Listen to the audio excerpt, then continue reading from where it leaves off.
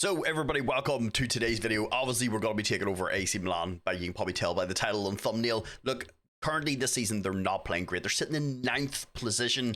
They are 20 points off Inter Milan at the top of the table, which is absolutely wild. Obviously, AC Milan have a fantastic history of being a really, really good defensive team. They had Nesta and Maldini. Nesta is one of my all-time favorite defenders. I think he's absolutely fantastic. Obviously, Maldini was amazing, but they've had a plethora of amazing players. Pirlo, Kaká, Gattuso, Shevchenko, know what I mean, Inzaghi. Their team has been absolutely unreal, but of late they've kind of fell off a little bit. Because if you go in and look at their history table of all the trophies they've won, they have done amazing. They've won 7 Champions Leagues. The last one they won was in 2007, so it's been a little while. Then last time they won the Serie A, obviously in 2022, a couple of seasons ago. Obviously, of me recording this, obviously we're a few seasons deep because FM24 has been out for a while, but they haven't won the title in a while. And then before, the last one they won was in 2011, so like they had over 10 years where they didn't win the Serie A. So I want to change that and make them a wee bit more consistent. Look, it's hard to win the league every single year, but I want to be up there and I want to be competing and pushing Inter Milan. They're, let's be honest, probably the favorite team to win it every year. Their team is absolutely fantastic, but our team's, it's pretty good. We obviously have a fantastic keeper in Big Mike. Theo Hernandez is absolutely fantastic as well. 2 of our centre backs in Tomori, who's absolutely fantastic, still only 26. Malik Thiaw is only 22. Young Yunus Musa is only 21. And then obviously one of their probably most talented players is going to be Rafael Leao. A little inconsistent, but when he turns up, he is absolutely amazing. He's still only 25 years old. Then the recent purchase in this FM obviously is Christian Pulisic, who's absolutely amazing as well. A little injury prone, but I'm hoping we can get a little bit of luck and he doesn't get injured too much. And then another recent signing is Santiago Jimenez. Of course, they bought him from Feyenoord, who I think is honestly a really, really good signing for him. 6 foot, can play with both feet, still only 23 years old. Good mentality, consistent, enjoys the big games. I think this is a good purchase for them. But this is kind of what I want to play, the team to kind of play. Like, look, defensively, I want to make us really, really sound, hence the 2 DMs. But I also want us to score a ton of goals, hence the 4 up top. I know this is probably one of the pretty meta formations. But if you know me and you know my rebuilds, look, I like to play 5 at the back, but I don't want to play 5 at the back every single rebuild because it gets a wee bit boring for you, it gets a wee bit boring for me. I want to keep things interesting, and this is the only way to go about it. There is plenty of tactics in FM that you can use, so that's a good thing about this game. The variety is absolutely amazing, and you can just take a tactic based on your squad. And I think this suits our squad pretty well. We've also still got Morata, 31 years old, I know, but like, still a very, very good player. We do have a few people in on loan, the likes of João Felix, Tommy Abraham, and then of course Kyle Walker from Man City. But for me, I think I'm going to play Rendiers at right back. I feel like, look, Kyle Walker's, he's I'm not going to lie, he's okay in the game. He's not amazing. And Rendiers 1 is 25. He's also our player. If I'm going to develop somebody, it's going to be our player, not somebody who's in on loan, unless of course I want to buy them. But team-wise, I think we've got a pretty solid team. Probably need a couple of centre backs. It is a position I would like to probably strengthen at some point a little bit, because like we've got a few centre backs, but none of them are absolutely unreal. Pulisic, once again, a little injury prone. Hopefully, touch wood, he can stay fit. So another thing that we do have to do is the staff. The staff are absolutely horrendous, so I am going to have to go through, clear out the staff and get us a lot better staff. Like if you go in, our head of youth development, he's pretty decent. I'm not going to lie, he's okay. He's 56, so probably not going to have him around for too long, but this is something I would like to upgrade. Look, try and get at least all these to like 19 or 20 and get a really, really good head of youth development. Obviously, you know me, I want to develop young players, but like, we have, like, this coach is not good at all. Then we have a fitness coach who's got 15 fitness. We only have 1 coach at the club, and it's him. And then we have all these fitness coaches. And yeah, our goalkeeping coaches, they're okay. So I'm going to have to go rip the staff apart, get us better staff in on top of rebuilding the team. I don't think we need to. In the first season, I think we're okay. There is a few young players I would like to bring in. Obviously, I want to try and keep as many Italian players in the team. You know, every time I go to a country, I try and keep as many of the players from that country in the team. Sometimes a few players come in here and there. You've got a couple of Brazilians or something. Like, you can't have it just a full squad of 11. Well, you can, but like it makes things a little awkward sometimes, because we are going to need Italian players, obviously, for registration. We can only have so many non-EU players. I think we have currently... yeah, we've 5 in the team already. If I could, I would send back Kyle Walker. I would send back João Neves. I would probably look to get rid of maybe Loftus-Cheek and Samuel Chukwueze, because yeah, it's going to be hard to register other people if we have way too many. I think you can only register to 3 or 4 non-EU players. I think it's 3 in Italy, so we're going to have a wee watch of that too. But I'm going to go clear out the staff, and see if we can bring some players in. We've got 17 million. We have no wages, so we're going to have to push that around a little bit. But all in all, look, even if we don't bring anybody in, I'm pretty happy. I think this team's very, very good. The squad depth is looking pretty solid, so we're kind of okay. We do have a lot of people out on loan and stuff. Obviously, I can't bring them back. We'll just reevaluate this next year. So I only brought in 2 players because obviously we only had 17 million. Look, you can't buy a whole team with that. But the first person I brought in was Giovanni Fabian. I'm a huge fan of Fabian in this game. I think he's absolutely fantastic. You give this kid football, he will be unreal. He's also 21. He's Italian. He's 6'3". He can play with both feet and an amazing mentality, super consistent. He costs a total of 10 million, which is an absolute steal because honestly, if you play him, he's amazing. On top of that, I also brought in young Simeon Pafunda. This is going to be obviously one for the future. He's only 18 years old. Costs us a total of 15 million, 5 million up front, and the rest in installments. This is going to be a long-term replacement, obviously, for Pulisic. And also squad depth as well, because Pulisic can't play every single game. He's also injury prone, and I don't know about you, like I said, Football Manager kind of cucks me a wee bit sometimes when I have injury prone players, and they're always out. Like I said, he did cost us 15 million, but if you get him now for 15 million instead of paying 30, 40, 50 million down the line, Pafunda's absolutely unreal. And if you go over into the squad now, this is what the assistant manager thinks is our current best team. There would be a few things about this I would change. Obviously, the first one is going to be Randiers going in at right back. I feel like that's a position I want to play him. Kyle Walker, not our player, and he's also, 37? So, like, we're going to need to replace him. Santiago Jimenez is definitely going to go in up top. I don't know why Tommy Abraham is up there, because he's not our player. I think the assistant manager should definitely prioritize your players first. I think it just makes sense. Pafunda, I am probably going to start in here. I'm not going to lie, boys. Pulisic can play all along the front four, so I don't need to worry about him not getting football. He's going to play in here. And Pafunda, I want to get better because he is going to be the long-term replacement he's basically going to be our player that plays on this side in the future, so I want to get him some football. And then young Fabian is going to jump into the middle of the park with Benaker. Obviously, Yunus Massa and stuff can fill in here as well. We're going to have a lot of people that can fill in said positions. We do have a couple of people out on loan who are very, very interesting. There's this guy, Pierre Kalulu. He's one I would definitely have in and around the team. I would like to bring him back. If I could bring him back in January, I would work on his heading because he's already quick. If we can get his heading up a little bit and his jumping reach a tiny bit, like 13 and 14, he would be absolutely unreal. Even if we can't, look, he's 6 foot, he's a really, really good defender. He could also probably play as like a DM and add a really good amount of squad depth. The assistant manager also does not rate Plahovic as well. Look, I know he's not the fastest in the world, but I would definitely have him on the bench at least. Look, 6'4", big physical dude, enjoys the game, big games, consistent, got a good mentality. He's still only 23, so I don't understand why the assistant manager doesn't play him.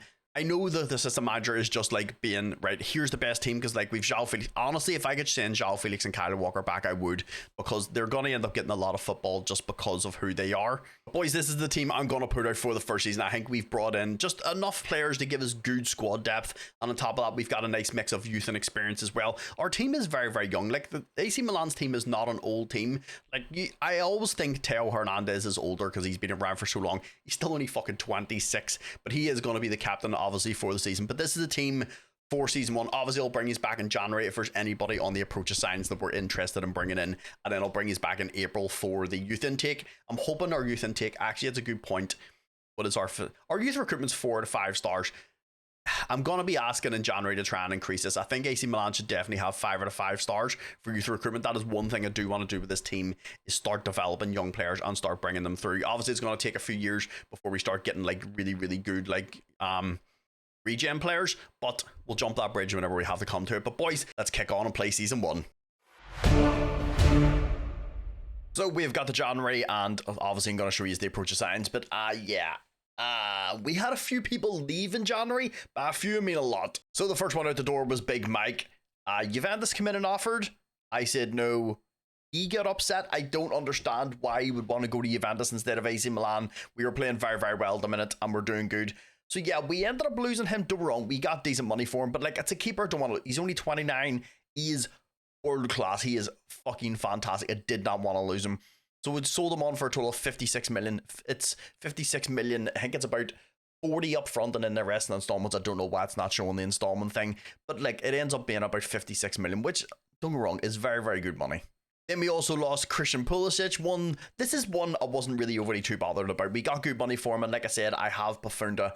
He's the one I do want to end up playing. So Newcastle come in and offered. Also, I mean, when the Premiership comes knocking, you can't really say much. So we bought him for 17.2, sold him on for 40. This works his way up to 16 million, which I think is a very, very good investment. On top of that, we also lost Tomori to Newcastle. Once again, this is one, yeah, it sucks to lose, but like it's not going to break the team. Once again, they offered 40 million. I wrangled a little deal, ended up being at 60 million. So we ended up getting rid of Pulisic for 60 in total. Tomori for 60 is 120 million, then Big Mike for like 50. So we ended up making like 170 million just off 3 players. We did also lose Plahovic. He wanted first team football, couldn't guarantee him first team football, and he's down the packing order when it comes to centre back. So we sold him on to Fiorentina, who do have a very, very good team. Sold him on for 8.2 million, working his way up to 10.7. I think it's honestly probably a steal for them, but I just wanted him out the door, get rid of his wages off there. So in total, we made like about 180 million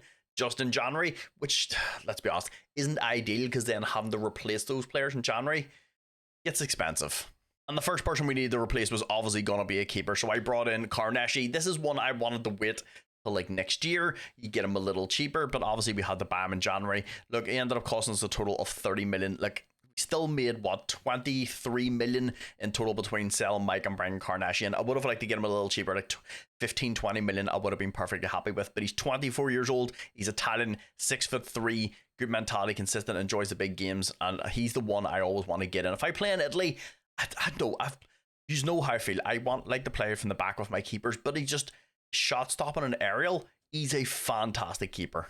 Then obviously with losing Tomori, we needed to bring in a centre back. My first one would have been Bastoni. Was upset he spaghetti at Inter. His value was what, 27 to 34 million. I was like, oh, get Bastoni. I offered, was it 33.5 million, and then they come back with 198. So yeah, we didn't get Bastoni. I went in for obviously Scalvini, but they wanted the same, like it was like 136 million or something. I didn't want to spend that much money, so I brought in Antonio Silva.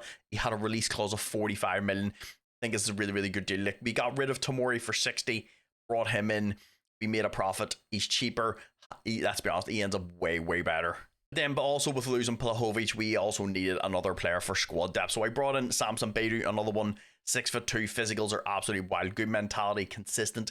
Cost a total of 26 million, which I think is honestly a very, very good price for a player his caliber. But also with that money, I have confirmed the future signing of Esposito. Look, you know my love for Esposito, but he's Italian, he's 19. I love big target strikers, and he's going to play basically as the complete forward whenever Tommy Abraham goes back next year. Obviously, he's out on loan, so I can't get him this season. We paid a total of 7.5 million. Look, he ends up absolutely unreal. 19, Italian, 6'3", can play with both feet, good mentality, consistent. He will score you a bucket load of goals. So it means we'll have Esposito and Jimenez as our 2 strikers next year. I'm pretty happy with that. So then within January, obviously, our team's going to change up a little bit, but it's not too much. Like, our squad definitely is pretty good. I also sent Kyle Walker and João Neves back to their clubs. They're on crazy wages, and look, it's players that we don't need at the club. I don't want them to be here. So it means we have pretty good center. Carnesci, I'm super happy with. Like I said, we've Silva, Thiaw, and Beidou as our 3 centre backs. We have a couple other people that can play there, but obviously want these players to play in here. I think having Esposito and Jimenez next year up top is going to be wild. But boys, that's a January transfer window. I didn't go in for anybody on the approach of signs. I felt like our team was kind of alright where it was. So let's go play some games, and I'll see you for the youth intake. So we have made it to April to our youth intake. Honestly, boys, it's actually looking pretty good. So we have Giovanni Valente, an attacking midfielder. We have 2 5-star players. Hopefully, they're good. He's not bad. He's only 15 years old. He's Italian. Has a good mentality, which is very, very good. He doesn't have any injury-prone traits or anything. But good aggression, good bravery, 14 determination, 13 flair, 13 teamwork, 12 technique, finishing a 13 agility of 14. And like I said, he's Italian and only 15 years old. Then we have young Giuseppe Vicente, another one, 15 years old, Italian, another one that has a good mentality as well. He is a right side striker, attacking midfielder, crossing a 15, 13 first touch, 13 passing, 12 work rate, 15 determination, 18 bravery. Physical stats look actually pretty solid. He's also 6 foot as well. Then we have Giuseppe Forte, a keeper, already 6'1" at 15 years old, and he's Italian as well. This could be something to help with our keeper problem long term. Strong on one foot, very strong with our foot, super consistent, got a good mentality, little injury prone, but keepers don't really tend to get injured too often, so we should be okay. As you can see over here, good aerial, good shot stopping, good communication, looking very, very good for a 15-year-old. Then the last of the ones that could actually be pretty decent. The rest of them are kind of okay. I'm going to sign them all anyway. You know how we do. Another one, right, 15 years old. He's Italian, got a good mentality, 6'2". He's a centre back, can play great with both feet. Already good aerial and good speed already. Mark on a 12, position in a 14, teamwork a 15, determination's good. Physical stats are very, very good. And like I said, he's Italian and a 15-year-old centre back. Look, he's not 5-star. Look, even if he hits 3 and gets a good bit better than this, he could end up being a really, really good squad player. Or, depending on how he grows, because sometimes you can't trust the star ratings, he could be phenomenal. So boys, we are at the end of the season. We did have a very, very good season. I'm very, very happy with where the team is. The only thing I've noticed, we need to increase our squad depth for next year. We were a little shy. Obviously, we've got a lot of people coming back from loans too. I think there's like 15 people out on loan, so our squad depth is going to get a little better. But first things first, let's jump over and see how we did in the league. So in the league, we started off with a fantastic win over Juventus. We ended up beating them 3-0. Jimenez started off the score. Young Fabian then made it 2-0. Then to wrap things up, got a goal from Rafael Leao to make it 3-0 on the night. But one of our best wins this season actually came against Inter Milan. We ended up beating them 5-1. Young Fabian started off the scoring. We then made it 2-0 through Fofana. They hit back just before half time. Then a lovely goal from Tammy Abraham to make it 3. Don't know what their keeper was doing. Big Loftus-Cheek then made it 4 with an absolute screamer. And then to wrap things up, Tammy Abraham made it 5-1 on the night. Then later on in the season, we faced off against Atalanta. They actually started off the scoring in the 7th minute.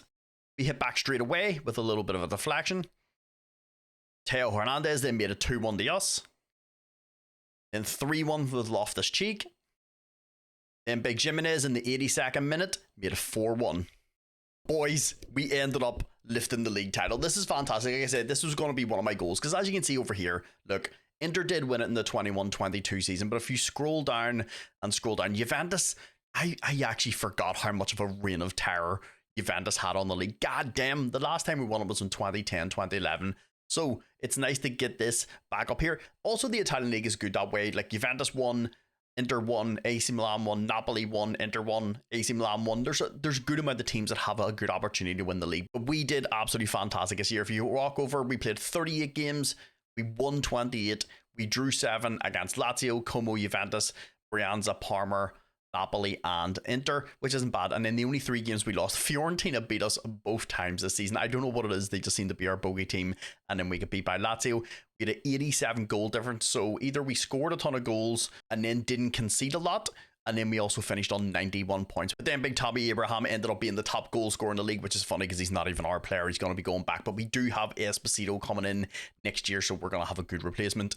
He get 23 goals. Then we have Teo Hernandez and Tammy Abraham in the average ratings. We have Reinders, Leao, and Teo Hernandez all in there for assists. Reinders got 19 assists for the season. Player of the match is Teo Hernandez and Tammy Abraham. Carnesci is in there for clean sheets. So we obviously didn't concede that many and scored a lot of goals if we're top for clean sheets. And then Teo Hernandez was in there for yellow cards. But if we go up to the team stats for the season, most points per game was us, 2.39. Juventus right in behind us.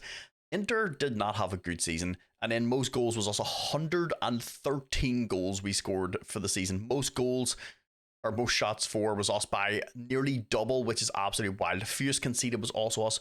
Shots against 220 by nearly 50. And then if you go down to most clean sheets, it was us by 20. Atalanta's right in there. Inter's right in there. I mean, it was pretty close. We didn't blitz away with that. And then fewest conceded, we did very, very well. We're on 26. The closest to us is 33. So the fact that we scored 133 goals and only conceded 26 is fantastic. So then that takes us to the Champions League. Our group is actually kind of beefy. We had Man City, Barcelona, and Galatasaray in Group C, but we started off very, very well against Man City, ended up beating them 5-1. But then the fun was short-lived. We ended up getting slapped 3-1 by Barcelona. Then Galatasaray ended up beating us 4-2 as well. But then we got our revenge. We ended up beating them 3-0 at San Siro. But then Man City ended up beating us 2-1 at the Etihad. Then we took Barcelona back to the San Siro and we ended up beating them 3-2. But unfortunately, we ended up finishing third, just mostly down to the goals that we kind of conceded in the group stage. Look, this is fine. We dropped down in the Europa League. I'm pretty happy. But the fact that we're in with Man City and Barcelona is absolutely wild. Like, so we played 6 games. We won 3. We didn't draw any game. We either won or we lost. And we had 15 goal difference. And we're on a total of 9 points. So we're 1 point behind Barcelona. But this is not bad. because then it means we drop into the Europa League, which then took us, like I said, to the Europa League, where we played Hoffenheim in the knockouts in the first round. We beat them 2-0 at home. Then we went to their stadium and absolutely smashed them 6-1. This took us on to the round of 16, where we faced off against Eintracht Frankfurt. We beat them 2-0 in the first match. The second match we ended up drawing, but this took us into the quarterfinals, where we actually faced off against Roma. In the first match, they ended up beating us 1-0. Dubravka scored in the 94th minute. Then in the second leg, we start off the scoring through Randiers. Then Big Tejo Hernandez made it 2-0 with a great run. Randiers then made it 3. And to finish things off, Yunus Musa got himself a goal to make it 4-0 on the night to take us into the semi-finals, where we faced off against Tottenham Hotspurs. They were at home first. They ended up beating us 1-0 in this match. Son scored right at the end. Some terrible defending from us. So then that took us to the second leg, where we were at home. They actually started off the scoring again through Son.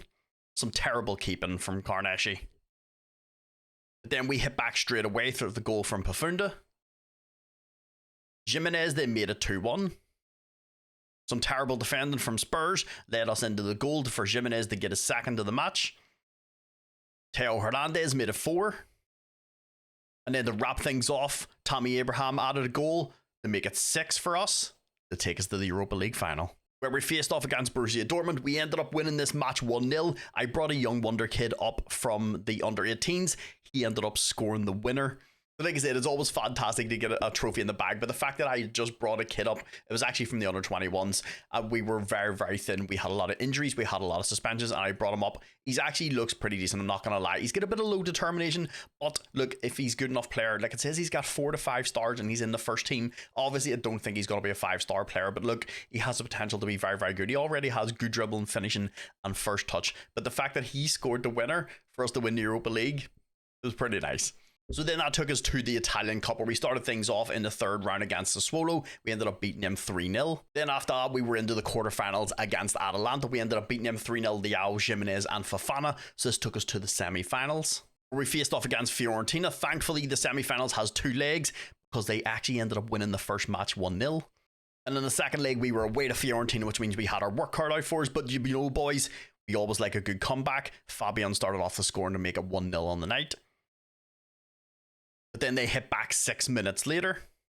Tommy Abraham, just before halftime, made it 2-1. And then to finish things off on the night, Loftus-Cheek got a goal to make it 3-1, take us to the cup final, where we faced off against Juventus. It was a very, very hard game. They actually started off the scoring. Shocker, Dusan Vlahovic scored. But we hit back pretty much straight away through Jimenez. Then big Malik Thiaw made it 2-1. But of course, in true cup final fashion, they hit back the 75th minute to take it to penalties, where we actually ended up winning. The penalties are a little fucky in my game. I don't know if it's anybody else's. Every time you go to watch them, it never shows you them in any sort of order. I don't know what's going on. So as you can see, we ended up winning 4-3 in penalties. They missed 2. Leao missed for us. So that means we have won the league in our first season. Obviously, we didn't do great in the Champions League. It's something we do have to rectify next year. But we won the Europa League, and then we also won the Italian Cup. I'm super, super happy with winning 3 trophies in the first season. For me, honestly, I would have been very, very happy with just winning the league and just cementing ourselves as like a really, really good team in Serie A. But like, we put in a performance all across the board. Obviously, like I said, we got a hard group in the Champions League. Like, we can't deny it, but it's the Champions League. You're gonna play hard teams. And honestly, the first half of the season, we just weren't good enough. We had some fantastic performances. Some of our players. Carnesci came in, played 59 games, 43 conceded, 27 clean sheets. Ryan Deers had an absolutely fantastic season. Like I said, we were playing him at right back. 53 games, 7 goals, 28 assists. Then Big Tejo Hernandez had a few injuries through the season, didn't really play a bunch of games. As you can see, we've also got him to sign a new contract. The weird part is he came to me, he was like, I want to explore my options at the end of the season. I actually didn't even know his contract was up that early. I went in, offered him on our contract. He said yes, so I don't know, Football Manager, but he had 44 games played, 12 goals, 12 assists, still a very, very good season, and he had a 7.5 for the season, and he's our captain, so I want to keep him around. Big Malik Thiaw, of course, had a good season as well, 34 games played, 3 goals, 2 assists. He's also wanted by Real Madrid. Real Madrid came in and offered, I think it was 31 million. I said no, that's why he's currently upset. I wanted 50. I want at least 50 million for him. If I'm not getting 50 million, I'm not going to sell him. He's way too good of a player. Then Antonio Silva, of course, came in as well. 32 games played, 1 goal. Samson Baidu, 25 games played, no goals, 1 assist though. Then young Fabian, of course, I have been playing in defensive midfield. Look, probably not his preferred position, but I think it's a position he can play very, very well. And he adds a wee bit of physicality to the team in the middle of the park. 51 games played, which is wild. It just shows how good he is for availability. 8 goals, 6 assists. Then young Yunus Musa didn't really start as many games this season, but he will going to be starting a lot of games next season. Him and Fabian will be the two in the middle of the park. Played 16 games, starting 20 off the bench, 1 goal, 7 assists. And then Leao had a very, very good season as well. 45 games played, 20 goals, 16 assists, and a 7.3 for the season. He's currently upset because City come in, offered us 39 million. I said no, so we're probably going to end up losing him in the summer at some point. Young Bafunda, of course, one that I really, really wanted to get a lot of football. He played 44 games, 9 goals, 12 assists, and a 7.2 for the season. Jimenez also had a fantastic season. Obviously, we just signed him. 52 games played, 3 goals, 4 assists, and an over 7 rating as well. And then Tammy Abraham, of course, 51 games played, 30 goals, 9 assists, and a 7.4 for the season. But I did also end up bringing up young Voss in the team. Like I said, we had a lot of suspensions and injuries. I only brought him up near the end of the season because like I said, we had a lot of people. But he played 5 games, 1 goal, 1 assist, another one. Look, has a lot of potential. Even if he's not amazing, we can bring him into the first team and add good squad depth. Another one that's going to get a lot of football next year is also going to be Alex Jimenez. He was one I was probably going to give a lot more football, but he ended up getting a wee bit of an injury if he go in and go to his injuries. Like he ended up getting a major injury with a broken leg. He was out for 5 months. So I would have played him and Ryan Deers at right back, and then we would have had a wee bit more squad depth, but he ended up getting a pretty bad injury. But he's one, has a lot of potential. But this is what the team obviously looked like at the end of the season. Obviously, we're not going to have Tommy Abraham. He's going to be going back to his club. This is going to be Esposito. I would like to try and keep a vast majority of this team. I think we're going to lose Thiaw and probably Rafael Leao. They're the two that are kind of upsetty spaghetti and kind of want to leave the club a little bit. Look, if we lose them, it is what it is. We can replace them relatively easy, but I want good money for him. But boys, all in all, we had a fantastic first season. Won the league, we won the cup. Obviously got spanked in the Champions League, it is what it is, and then we went on to win the Europa League. I'm pretty happy with that. We don't have a lot of cash for next year. The boards only give us 7.4 million, so we're probably going to have to sell some players to bring some people in. But boys, let's move on to season 2. We've made it about halfway through August. The team has changed so what we have lost a lot of like decent players in the team. A few I'm kind of upsetty spaghetti about, and most of them I'm kind of okay with. We have replaced them pretty well. One of the first people out the door was Noel Okafor. He went over to Ajax. I think it was like 2.6 million total. Yeah, 2.6 million. Look, he wants first team football. I can't guarantee that. That's where the door he went. Next one is Salamakers, the same situation. He wants first team football. I can't guarantee it. So we sold him on to Porto for 7 million. And the next one out the door was Kalulu. This is one I actually didn't want to lose because he was on loan last year and I talked about how good he actually looked. I was already working on his jumping reach because it's a 13. If we can get his heading up to over here, he's going to be a solid centre back. But then Liverpool come in and offered money for him, and when the Premiership comes knocking, you can't really do a lot. So it starts off with 39.5 million, working its way up to 50 million. Don't get wrong, it's a lot of money, and I think in total we made 268 million in this transfer window, so we did pretty well money-wise. But a player, I didn't want to lose. Then the other one I didn't want to lose was Malik Thiaw. Newcastle come in and offered for him. I said no, he get upset, and then we ended up wrangling a deal. He's another one, once again, I didn't want to lose. I've always been a huge fan of Malik Thiaw in Football Manager. He's still only 24, 6'4", can play with both feet, a decent enough footballer. Strength's amazing, jumping reach is good, heading's good. But Newcastle come in and offered 43 million up front and then working its way up to 60 million. So we ended up losing our 2 starting centre backs. Obviously, we have Andre Silva and Beidou to come in and fill in those spots. We're perfectly okay there. But like, these were the 2 I wanted to start and kind of just see how we got on. Because Beidou and Andre Silva are still very, very young and inexperienced. Just when you thought it couldn't get any worse, we also lost our left back to Man City. So we've now lost our 2 starting centre backs and our left back. Look, I knew this was going to happen at some point. He was getting upset, he's spaghetti, he wanted more money, and then City came in and offered money. I said no, it was a stupid offer. I think what was it, 35.5 million, I think it was, in and around there. And I was like, no, give me way more money than that. So we wrangled a little deal, starts off at 40 million, works its way up to 60 million. So look, not a player once again I want to lose. He's also our captain, and Teo Hernandez is fantastic, but I'm not going to keep players in the team that want to be here. But hold on, boys, it does get worse. We also lost our right back. So it means we lost our 2 starting centre backs and both of our full backs. This one I don't really understand. Ryan Deers went to Atletico Madrid. I would say we've got just as good or a better reputation than Atletico Madrid. I would say probably better, but look, They come in and offered. I said no once again because I was happy enough. And then we also have the wee young kid, and he was going to be the backup. But he wanted to leave and go to Atletico Madrid. So we worked a deal, 45 million up front. Look, I wanted a wee bit more money. They wouldn't budge. Look, he's so good. Mental stats are fantastic. And like I said, last year had an unreal season. But once again, we can't keep players who don't want to be here. And on top of that, we also lost Rafael Leao. This is one, obviously, I was thinking about selling on anyway. I don't. Rafael Leao's good, but his mental stats are fucking not great, and his work rate is horrendous. And if you know me and you know my saves, I like players that work hard. I want us to be a hard-working team. And he's a good player, but Real Madrid came in and offered us 60 million. I wasn't going to say no. And even if it did, he wanted to go anyway. So look, we ended up getting a decent amount of money for him. Obviously, you know that I brought in Esposito last year. This was a total of 7.5 million to be our starting striker. He's basically going to play as the complete forward. Also brought in young Lorenzo Pirlo. Like I said, I'm trying to keep as many young Italian players in the team as I can. He's also a very, very good centre-back. So we ended up bringing him in for a total of 20 million. Look, you usually can get him a lot cheaper, but he had already moved to Olympiacos in this database, so I had to pay a wee bit more cash. But he's 6'1", left-footed, which is hard to find good left-footed centre-backs. He's also an absolute fucking unit. 16 strength. Natural fitness and stamina are also insane. So he's going to be our starting left-side centre-back. I wanted someone, once again, young and Italian to play up top with Esposito and Matteo Ruggeri. I think that's how you pronounce his name. I'm not too sure. Look, I had him on my shortlist. He was upset. He's spaghetti. Wanted to go to a stronger squad. So we ended up putting the bid in for him. Cost us a total of 22 million. Look, he's everything that I want. 6'1", can play with both feet. Good in the air. Passing's not fantastic, but I don't really need him to be amazing. That he's still only 26. And like I said, for 22 million, I think it's a pretty solid deal. And on top of that, he's also got 16 work rate.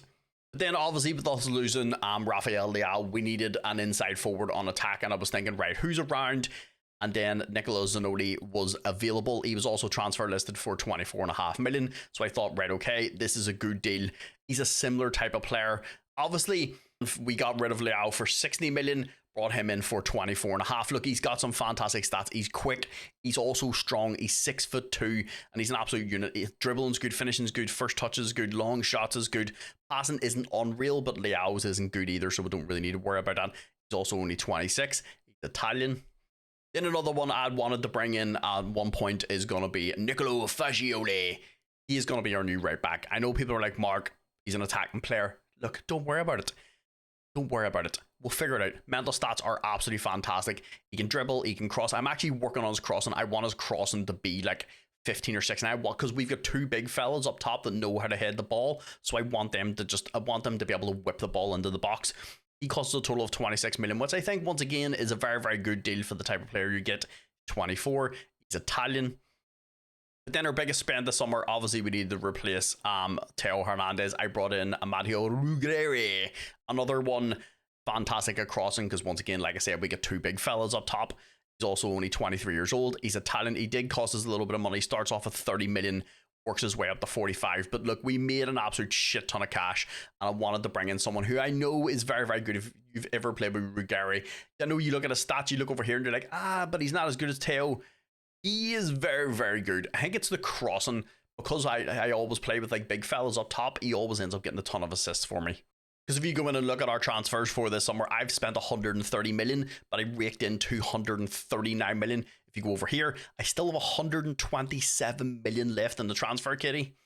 And if you look at our starting lineup for next year, the team looks very, very good. Carnesci, Ruggeri, Silva, Parola, Fagioli, Benaker, and Fofana.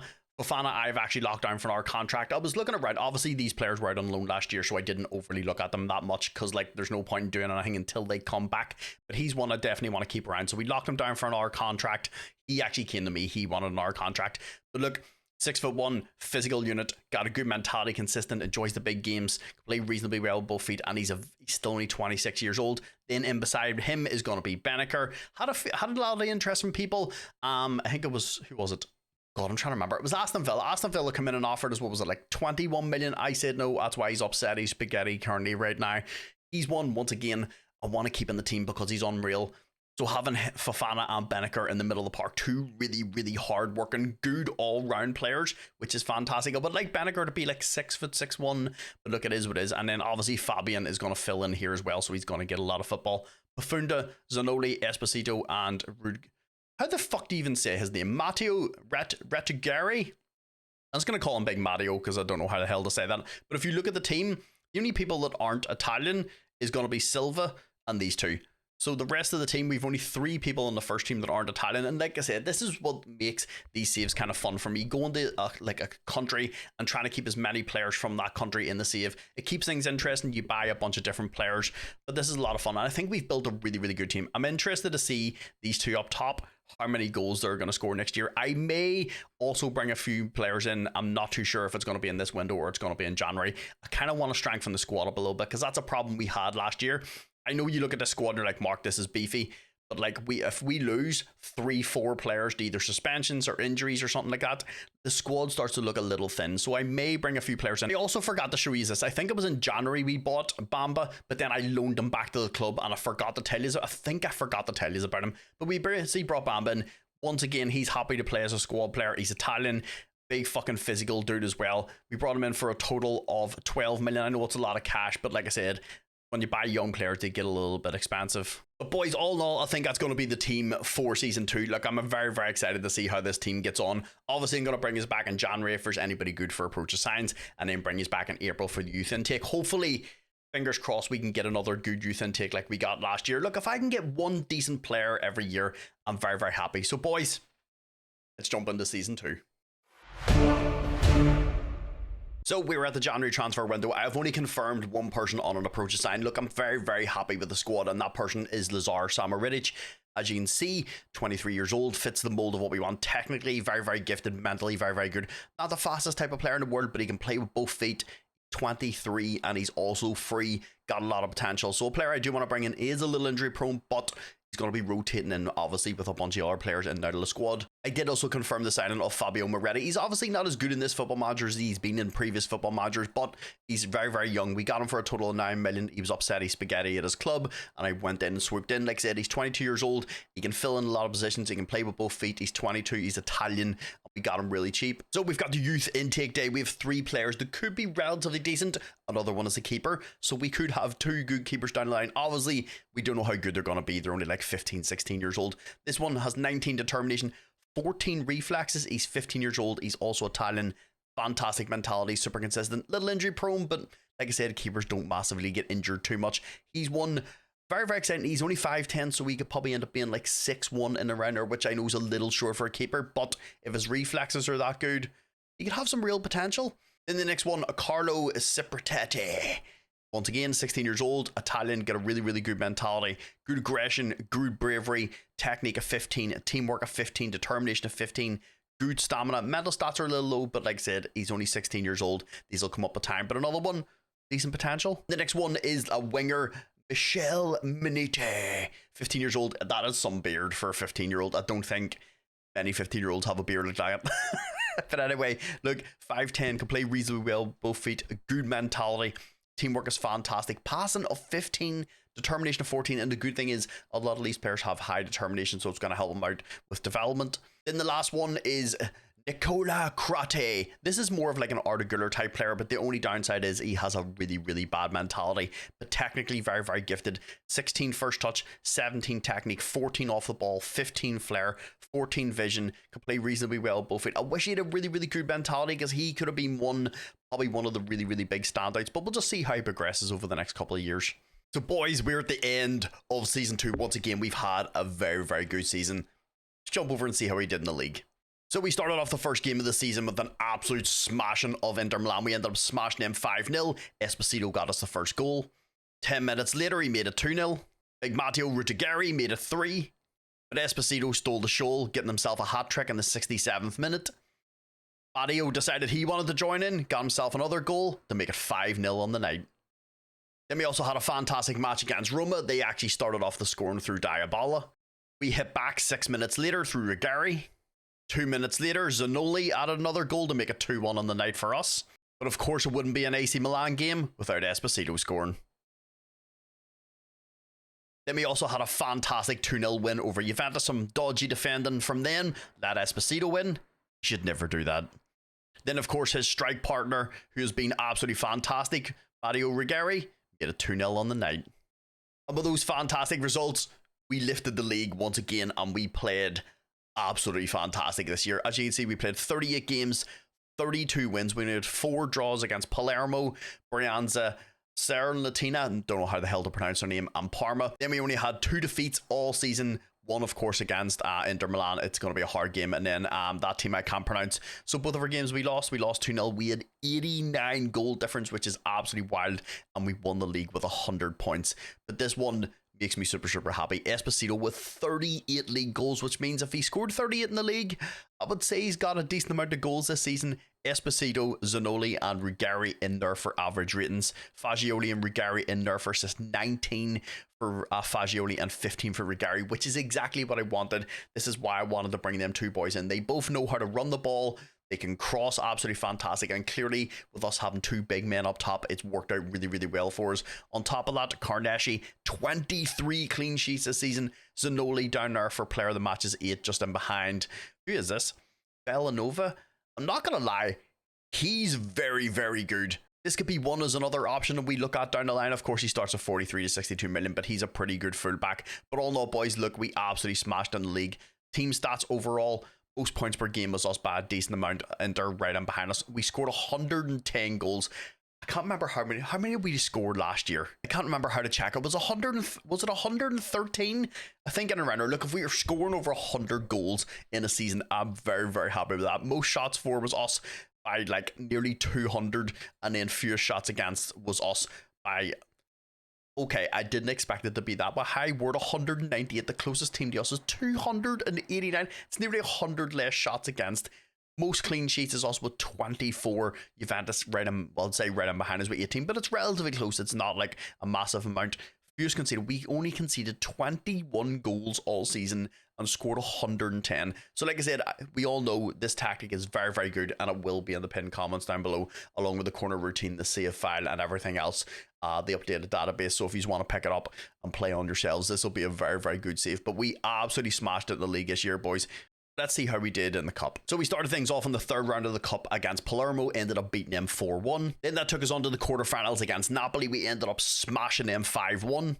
So that then took us to the semi-finals of the cup against Inter. We started off the scoring through big Esposito. Big Samson Beidou made it 2-0. What a header. Colombo then made it 3. And then the big man Paroli stepped up from a corner to make it 4-0 in the first leg.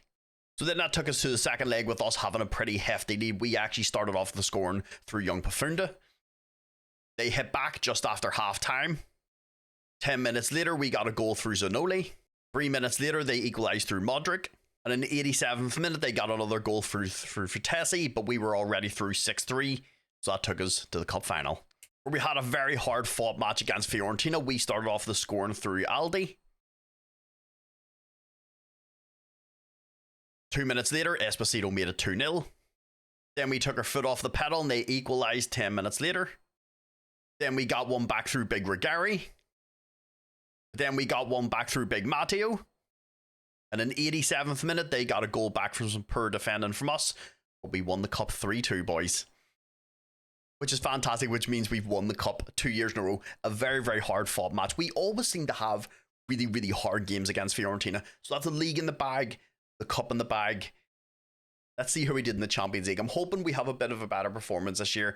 Last year we weren't great. So we started things off in the league phase against Galatasaray. We smashed them 4-1. They made a very hard match against Barcelona. They ended up beating us 1-0. Then we took a rage out on Bayer Leverkusen, beating them 2-0. Then we smashed Valencia 5-0. They made a hard fought match away to Atletico Madrid, drawing 1 each. Then we tore Bayern apart, beating them 4-1. Beating that team 2-1 that I can never pronounce. And in our final league phase match, we played Sturm Graz. We beat them 4-1. So in the league phase, we ended up finishing 5th, which is absolutely fantastic. Look, if we're up in the green, this is where I expect us to start being. Look, we're AC Milan, boys.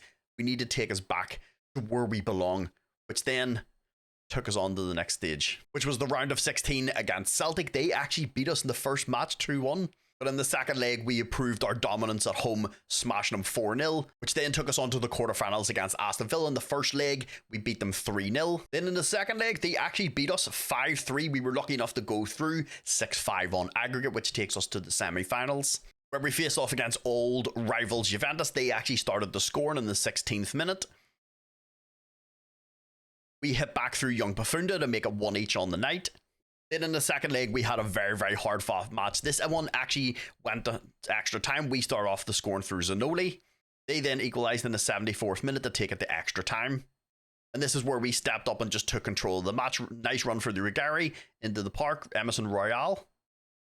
Big Mario from the penalty spot. And a fantastic run from Pafunda to take us through to the Champions League final, where we faced off, of course, against Real Madrid. They started the scoring through Vinicius Jr. We then equalised from some terrible defending from them. 7 minutes later, Big Morata made it 2-1 to us. A terrible defence from us let Jude Bellingham in to make it 2 each. And then the killer blow came in extra time. Just some terrible to play from us. Jude Bellingham to win Real Madrid the Champions League. Boys, all in all, I'm very, very happy with this. Look, from going last year, playing absolutely terrible, to this year, making it the Champions League final, of course, it kind of sucks. Jude scored in the 96th minute to take it to extra time. We were 2-1 up. We were floating at this point. We were playing really, really well. And then, of course, he scored the 120th minute. But like I said, we also had a very, very good run. I think we got a good run. We got Aston Villa, who I feel were a better team, and in the semi-finals, we got Juventus, who we know we can beat. So we got a good run in the Champions League as well. I'm very, very happy. We won the league, won the cup. We made it the Champions League final. Would have liked to win it, but sometimes you just not our day. If we go and look at competitions, things look very, very good. We won the league. Runner-up in the Champions League. We also won the UEFA Super Cup against Man City, beating them 2-1. I'm trying to keep these videos as short as possible, so I can't show you absolutely everything. The Italian Cup we won. We also won the Italian Super Cup. So look, we have done very, very well this season. But Big Carnegie this year has been absolutely fantastic. Played 58 games, 49 conceded, but 27 clean sheets. Gary has also been unreal. 51 games played, which is fantastic. It shows how good, how fit he is. He's always available. 4 goals, 20 assists. But the one that I love to absolutely see is Nicola Fagioli. Of course, he's not a right back. We've turned him into a right back. Played 52 games, so once again, always available. 3 assists, 25 goals. Big Parole once again played 50 games, 4 goals, 5 assists. Silva played 42 games, had a couple of wee niggles here and there, but all in all had a very, very good season. No goals, no assists. So Samson Beidou on top of that got a ton of football, started 27 games, 21 off the bench, 1 goal, 1 assist. Ibrahim Bamba, one I would like to see get a little more football this year. He only started 4 games, 12 off the bench, but he got 3 assists. Anna has been absolutely fantastic in the middle of the park for us. 35 games started, 3 goals, 9 assists. His partner in there, Beneker, both of them has been fantastic, along with Jonas Masad. Just the rotation of those 3 players. They're all so combative. They're really, really good in the middle of the park. Started 40 games, 10 off the bench, 5 goals, 4 assists. But them 2 are there to hold the line and keep our defense solid. Big Zanoli has been absolutely fantastic this season. 44 games started, 27 goals, 16 assists, and a 7.4 for the season. Not bad for a guy we got for 20 million. Young Pafunda playing very, very well. Look, Young Pafunda, one I would like to see sort of play a little better next year, but we have to also remember he's only just turned 20 years old. He's starting to look very, very good. Played 42 games, 7 goals, 10 assists. Had a few niggles here and there, so didn't get to play as many games as I would like him to, but 42 games is fine. So he had 17 goal involvements, but I would like to see him be a wee bit more involved next year. Big Mario, once again, had a fantastic season. Him and Esposito up there together are just absolutely devastating. 46 games played, 22 goals, 3 assists. But of course, we all know the big man up top, Esposito. Look, he has to be my favourite wonder kid in the game.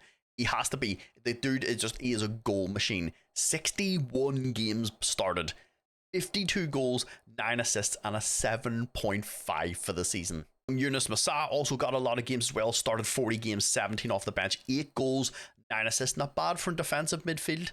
Santiago Jimenez, of course, he's playing more as like a squad player. Obviously, our firepower up top is ridiculous, but he started 15 games, 38 off the bench, 14 goals, 5 assists. One player I think I'm probably going to loan out next year is going to be young Francisco Camarada Camarada, whatever way you want to pronounce that. Look, he's a young player. He's only 18 years old. I think this kid has a ton of potential. He's still at 5-star potential in our starting lineup because he's in the first team. I think as a kid, we need to get out on loan. Look, he only started 4 games, 11 off the bench. I want to get him out, get him like 30, 40 games each season for a couple of seasons. He's still only 18 years old, so I don't want to hamper his development. So he's one probably gonna look the loan out. But this team I'm very, very happy with. We've had a phenomenal season. I still had 149 million left of the transfer budget last year because I just didn't spend a lot of it. They've given us a total of 41 million, which is absolutely wild, but we've 336,000 in wages, so we could probably move that around. How much can we actually get? Yeah, we can get up to like 57 million, but honestly, I don't feel like we need it. I think this squad is absolutely fantastic. Obviously, there's going to be some players who don't want to sign contracts because they're not getting a lot of football. Some players we're going to send out on loan and stuff, but all in all, I'm very, very happy with the squad. Look, I don't need to change anything. This team has played phenomenal, and if anything, we're just going to keep getting better. We have a lot of young players that are still progressing. Esposito still to get better, Pafunda still to get better, Silva still to get better, Fagioli still to get better. So like all in all, the team's looking very, very good. And then also we still have a lot of young players in the under 18s and stuff who are probably going to need a few seasons, but there's a lot of talent in there. But boys, all in all, a fantastic season 2. Let's move on to season 3. So boys, we've got our transfers all out of the way. I have got rid of a few people. One of them was the most surprising one was Emerson Royale went to Barcelona. Look, we'll get into that in a minute. But I've spent, I would say, a decent amount of the money on bringing in a vast majority of like young players. One of them did cost us a little bit of cash. We'll get into that in a minute. But Emerson Royale, yeah, he went to Barca for a total of 25 million, working its way up to 34. So we get 34 million for Emerson Royale, who, to be honest, wasn't really overly playing, and also he's taken up one of our non-EU spots. So I would like to get rid of that as soon as possible. And 34 mil, pretty good deal. Then the next one out the door was young Marco Pellegrino. This is one just he wanted first team football. He's in a bit of a packing order when it comes to our centre backs. Honestly, I think he's pretty good all around. I would have liked to keep him for squad depth, but like I said, he wanted to play first team football. So we sold him on to Lille for 4.7 million, working its way up to 6. Look, I'm happy enough with this deal. The next one out the door was Alvaro Morata. This is once again another one I would have been happy enough to keep around for squad depth, but he's 33, pushing 34. The Saudi League came knocking, and he's not going to say no. Like, look at the fucking wages he's on. Like, don't get me wrong, he's a decent player. Honestly, if he was in like his sort of like mid-20s, I would 100% would have played him because he's got that good work rate, the teamwork division, good heading. You know how like big tall players up top, he can play with both feet. But 34 years old, he's on £625,000 a week at the Saudi League. For someone's about turning 34, I don't blame him for going. But we only got like 4.3 million for him. I would have liked a wee bit more. Then one of the people went out the door, but this is only on loan. This is young Camarda. This is one I said, look, I wanted to get a season loan. So he's on loan at Strasbourg. Is it Strasbourg? It is Strasbourg for the season. I can call him back. That's one thing I have started doing into my loans, is making sure that we can recall them just in case they're not getting football. So he's going to go out on season loan. I want to get him football for a couple of seasons. Look, he's young, he's Italian, but he needs time to progress. He's not playing at a Serie A level yet, and I don't want to keep him in our team where he's not getting football, so he's loaned out for the season. Of course, we did bring Lazar Samaric in on a free from the approach signs in January, so you've seen that one. Then they did bring this young guy in. He was on an approach sign. I just thought, fuck it, bring him in. He's 15 years old. He's Italian. He's a keeper. Costs us about 700,000 in compensation, but look, aerial and shot stopping, he's pretty close that way to Carnesci. So I thought, right, he's 15 years old. He could maybe be the long-term replacement. And like I said, for 700,000, it's not a lot of risk. And like I said, I've been trying to find as many good young Italian players as I can. We brought this young guy in. Beltrami costs us a total of about 7 million. Look, when you start having to buy from sort of bigger teams, you know things get a little more expensive. But he's one, could fill in at left back, could fill in at right back. He can play reasonably well with both feet. He's Italian. He's only 17 years old. Determination is really, really high at 16. Teamwork is fantastic. Technique is good. Passing is good. First touch is decent. And he looks pretty decent overall.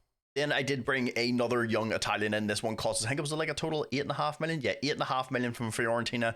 Another one, very, very young and Italian. Another one, very, very young, has a lot of potential. Look, 16 passing, 16 first touch, 15 finishing. He's got 16 balance, 14 agility. He's got a lot of like 14s and 15s. He's got 15 for technique over here. Looks very, very good. And like I said, for 8.5 million, look, even if it doesn't work out, we sell him down the line or he becomes a very, very good squad player. But I think his kid's got some very, very good potential. Then someone I did bring in was Baldanzi. I think this was about 9.5 million. Yeah, 9.5 million. I had him on my short list. He was upset. Spaghetti wanted to go to a stronger squad. 23. He's Italian, and like I said, he's really, really going to help the squad out. He's happy to play as a fringe player, which I was more surprised about because he is actually very, very good. So once again, this is going to help with squad depth. Then the next one is young Sebastian Yemet. This costs us about 9 million, but he has some really, really good stats. Look, young, 16 years old, French, 6 foot, can play with both feet, jump and reach of 14, balance of 16, 19 aggression, 17 bravery, teamwork of 16, tackling of 14, 15 head. As you can see over here, really, really good in the air. And like I said, he can play with both feet. He's only 16 years old. Obviously, bring him in, let him progress a little bit, get him a few loan spells. Because like I said, when he gets to about 18, I want to start like trying to loan some of the players out. I don't think he's ready to loan out yet. And if we do loan him out, it's going to be a really, really low level team. I'd rather keep him in the under 18s or the under 20s for a couple of seasons and then loan him out. Then I did also bring in young Marcelo Cassano. This one costs us about 10 million all in.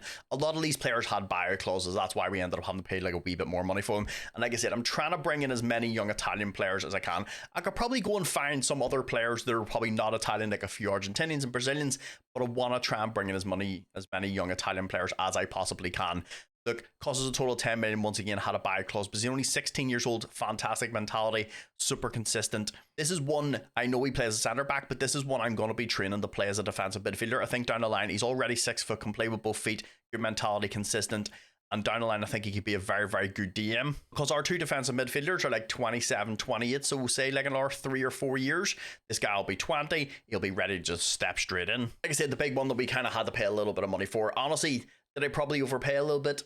Probably, but this one had a lot of potential and like a lot of people were after him. Usually you can tell how good a young player is by the clubs that are after him. Real Madrid were after him, PSG was after him, Arsenal was after him, Man City, Man United, and God, who was the one? Bayern Munich. And I was like, right, okay, we'll put in for him. He had a release clause of 28 million. I know, a lot of cash, but he has 5-star potential.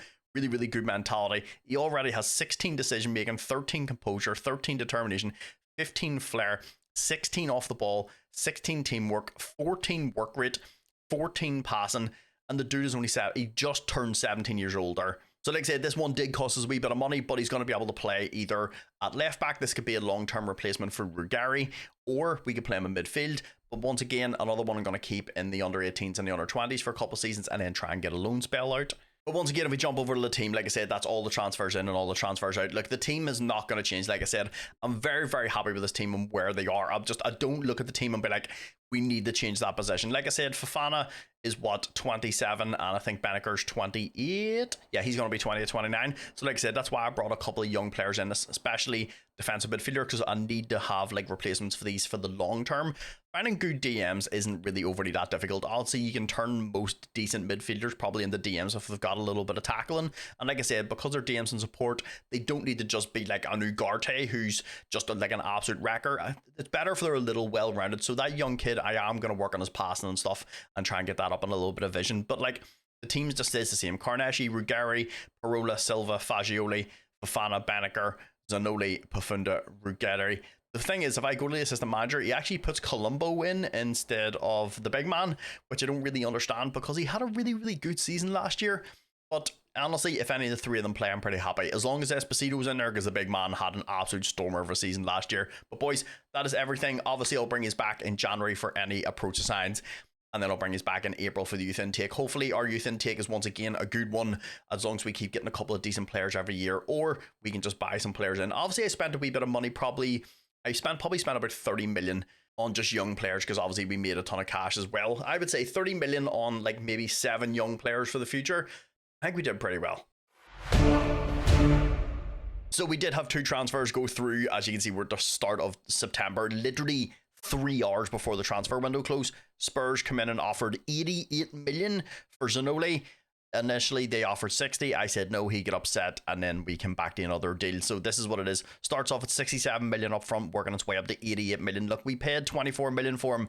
It sucks to lose him, but that's a massive investment. We get a lot of money back. So I did have to replace him, and I replaced him with Wilfred Ganato. Obviously he had a buyout clause. I think it was 37 million in and around there. So we sold the big man for 88 million, brought him in for 37. I think it's a really, really good deal. Obviously going to work on his mental stats, but apart from that, look, physicals are absolutely insane. He can play reasonably well, both feet, good mentality, enjoys the big games. He's still only 22. He's Italian, super explosive. He's going to be very, very dangerous for us. Look, It's unfortunate to lose Zanoli. He was like the perfect player for me to play on the inside forward, but sometimes these things happen. The Premiership comes calling, players want to leave. So boys, we're at the end of season 3. Look, January, I did sign somebody in our purchase sign. We'll get into that in a wee minute. The youth intake was absolutely terrible, so I didn't bring you that. Look, I was kind of hoping every year we would get like a decent player, but look, we had two very good youth intakes at the start, but that's enough messing about. Let's go see how we did in the league. So we started off with a great win over Atalanta, winning 2-0. Esposito scored the first one with a penalty. Then Big Jimenez made it 2-0. Then we had a fantastic 3-1 win over Lazio. Big Esposito started off the scoring. Young Yunus Massa then made it 2-0. Big Mario then made it 3 with a nice ball from Pafunda. They did get one back in the 70th minute, but at this point the match was already over. A nice 3-1 win. Then we had a fantastic 2-1 win over Juventus right at the end of the season. We started off the scoring through young Ruggieri. Not bad for a left back. Then Big Mario made it 2-0 with a nice ball in from Ruggieri. It's nice having big strikers. They did get one back right in the 94th minute, but we controlled the whole match, winning 2-1. To then make it 3 years in a row for us winning the league. Look, this is me. I'm very happy. Even if we didn't win the league for the rest of this rebuild, I think we've done what we wanted to do. Obviously, I'm going to keep playing, but like this is where I want us to be. Just a sort of wee bit of dominance in the Serie A. As you can see, we played 38 games.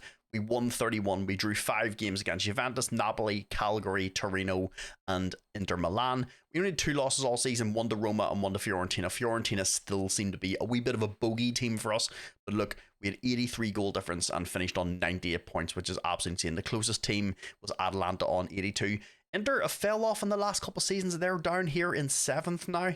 But the thing that makes me super happy is this. We have Esposito and we have Matteo as our 2 strikers. Obviously, Esposito got more goals because, you know, it's Esposito.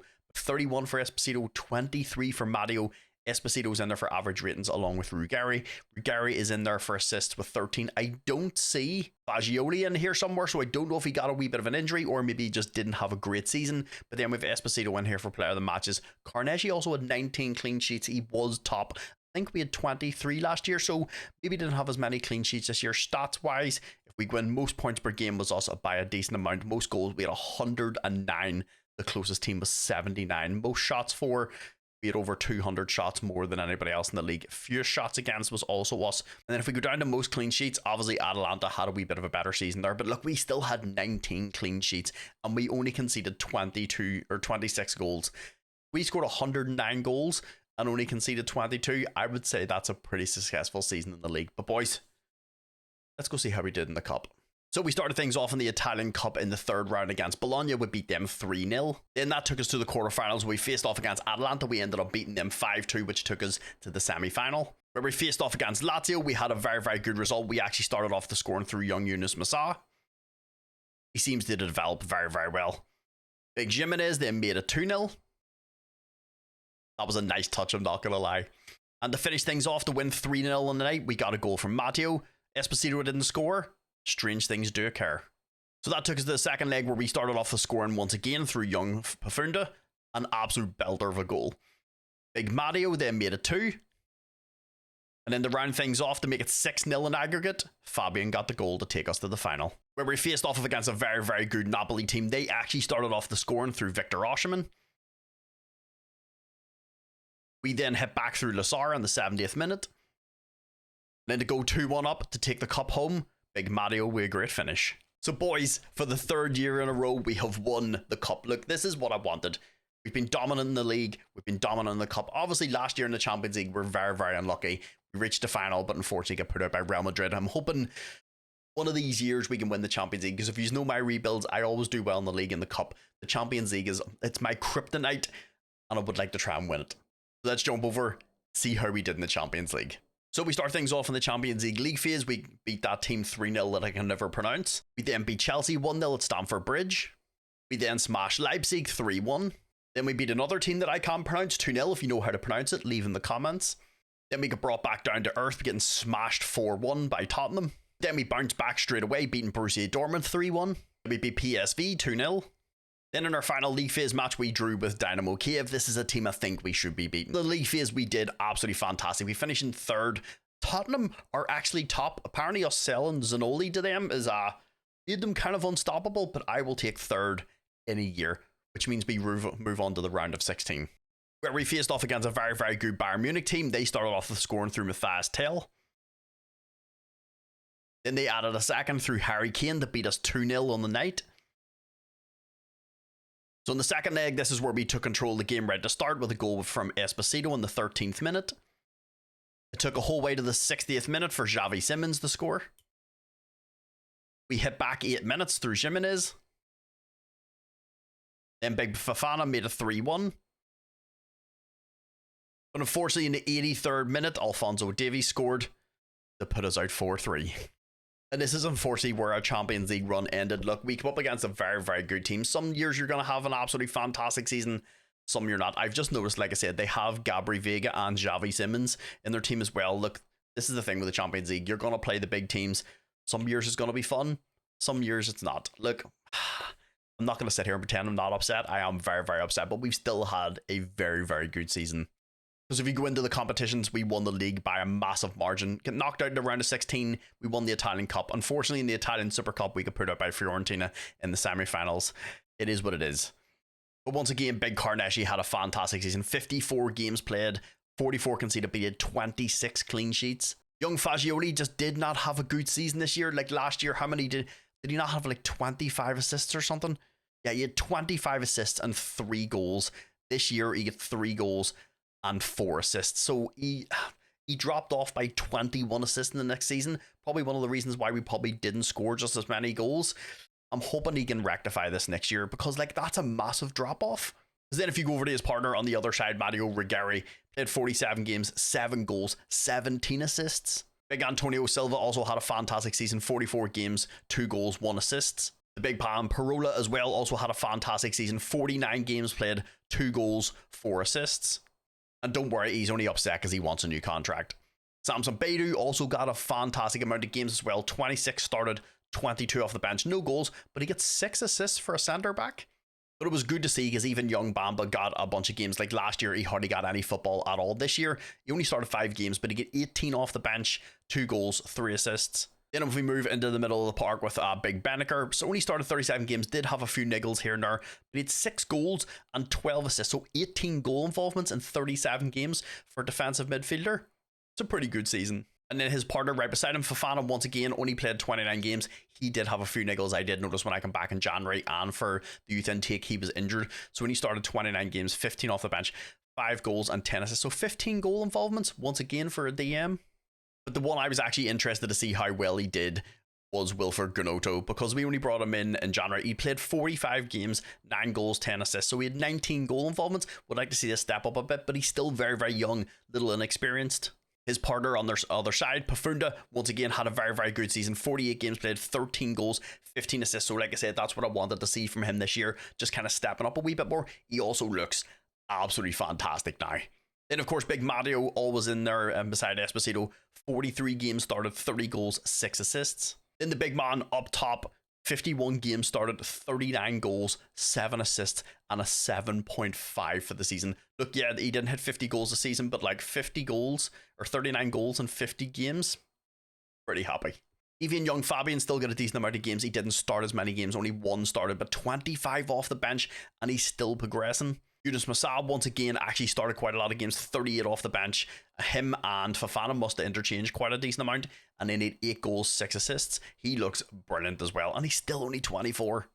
And then, of course, Big Lazar Samaric, look, he's a wee bit injury prone, so I don't expect him to play all the time, but he started 10 games, 28 off the bench, 7 goals, 9 assists. Then, of course, Big Jimenez, once again, he's going to be a backup striker for Esposito and Matteo, but he started 10 games, 42 games off the bench, 7 goals, 2 assists. Who wants him? Atletico Madrid? I don't know. He's still very, very young, and he's happy to be a squad player, so I don't really want to sell him. But the one person I was interested to see how many games he got was Francisco Camarada. Not really what I wanted to see, but he did get a few injuries, and he didn't get a chance to play as many games. He only started 2 games, 13 off the bench, 3 goals, 1 assist. I'm a little disappointed in this, but like I said, this is mostly because he got a few knocks, and I don't expect him to play him when he's injured. But next year, I'm hoping we can get him out for loan and get him a wee bit more football, because he is 19. By the time he hits like 21, I want to have like 3 good seasons under his belt where he got some first team football. So all in all with this team, once again, I think moving into season 4, there's honestly not much I want to change. Carnashi, Ruggieri, Paroli, Silva, and Fagioli, I'm super happy with.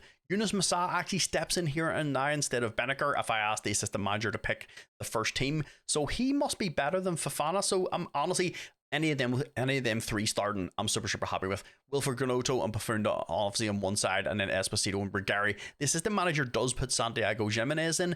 The only person I locked in for the whole season was Esposito. I think I'm just not going to lock anybody in next year. I'll just kind of let them fight it out and see who's like our best striker. But all in all, boys, look, a good season.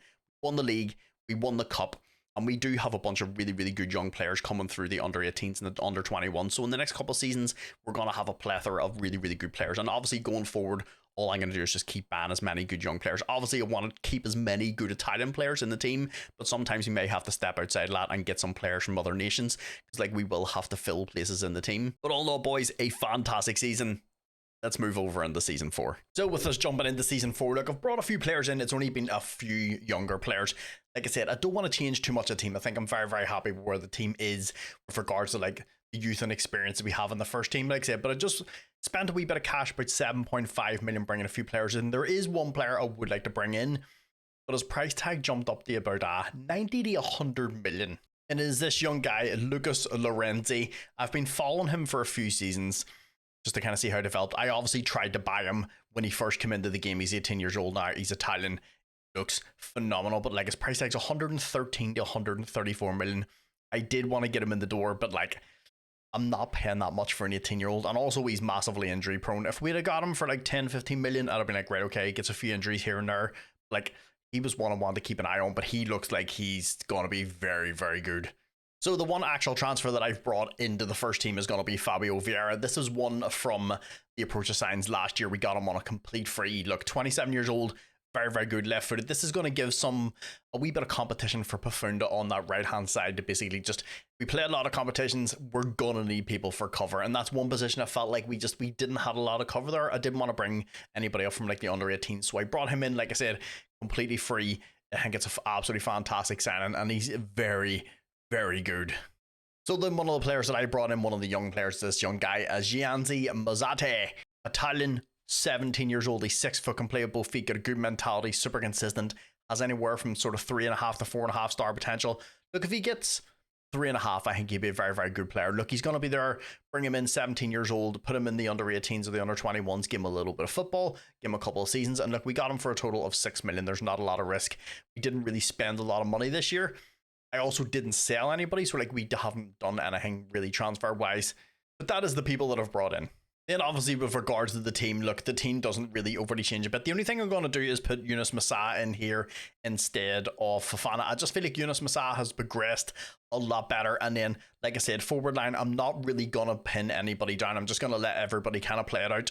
The assistant manager wants to play Santiago Jimenez in here with Esposito. So like I said, I'm just going to let this play out. Everybody play their positions and just keep the team as fresh as possible. But boys, that's all the transfers in, all the transfers out. Like I said, we didn't really do a lot of business. I was happy enough with the team.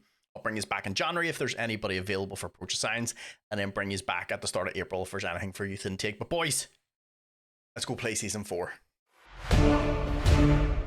So boys, we're at the end of season 4. We've had a very good season. A few players did step up. Like one of them that I was talking about was Fagioli. Didn't have a great season last year, just with regards to assists. He stepped up this year.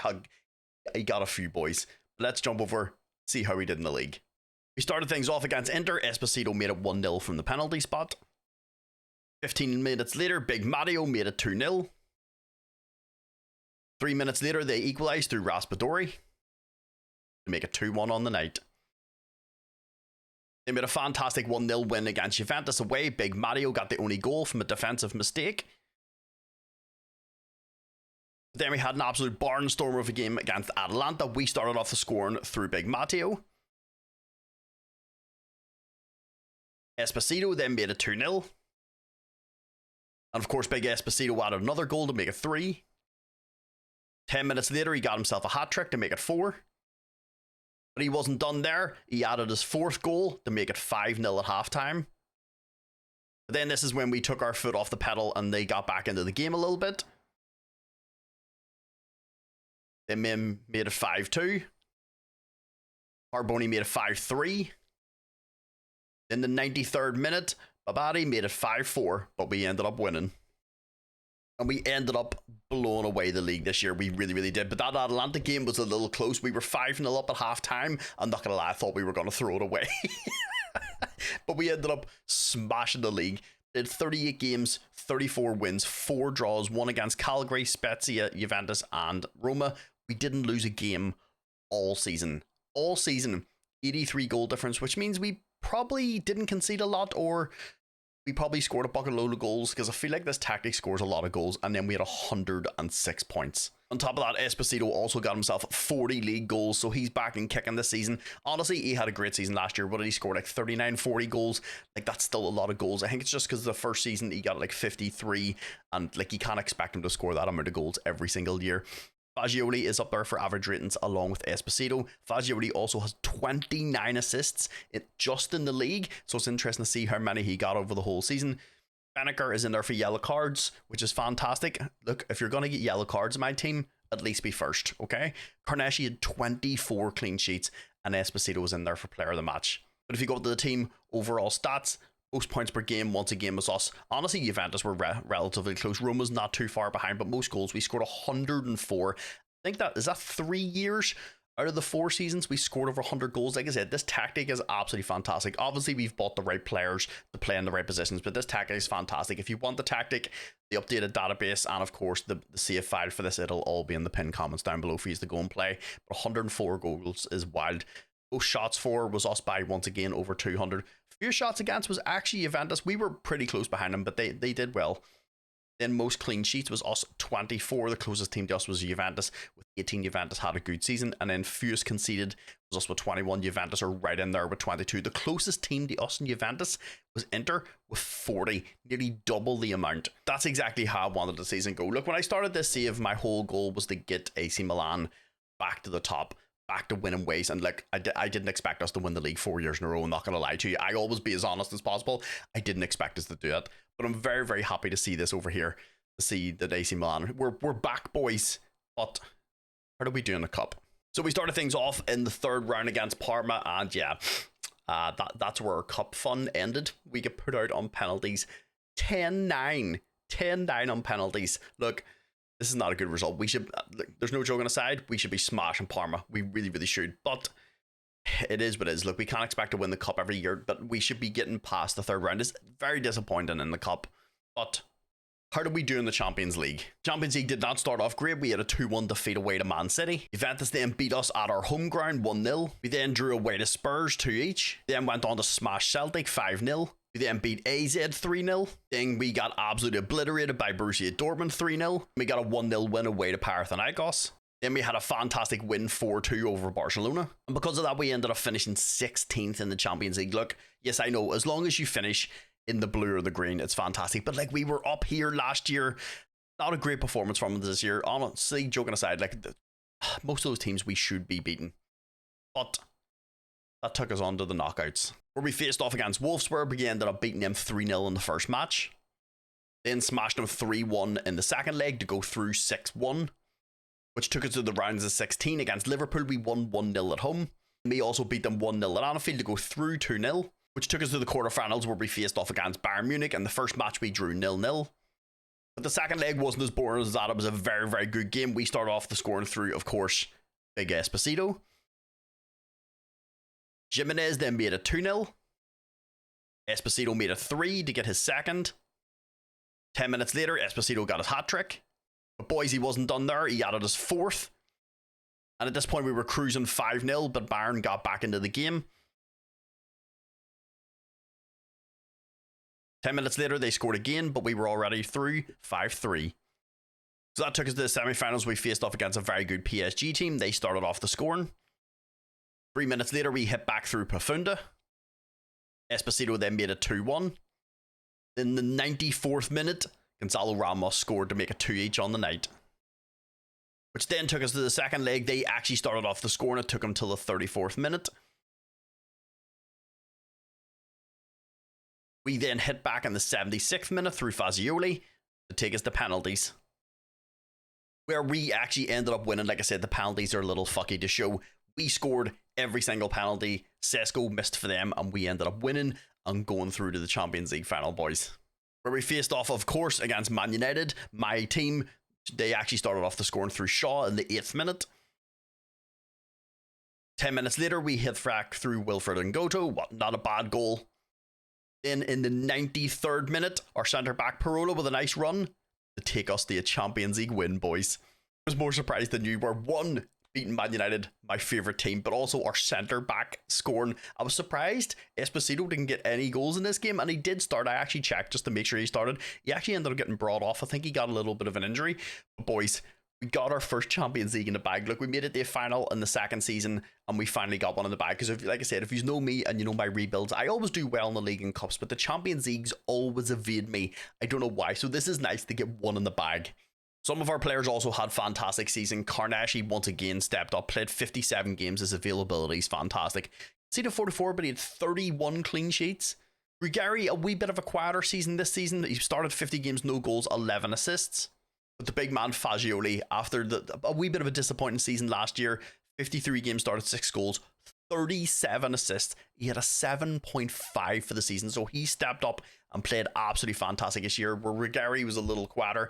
It'd be nice to have like a balance of both of them, just getting like 20 assists each. It's either one plays amazing and the other one's a little quieter, or the other one's amazing and then the other one's a little quieter. But at the end of the day, boys, the results is the important thing.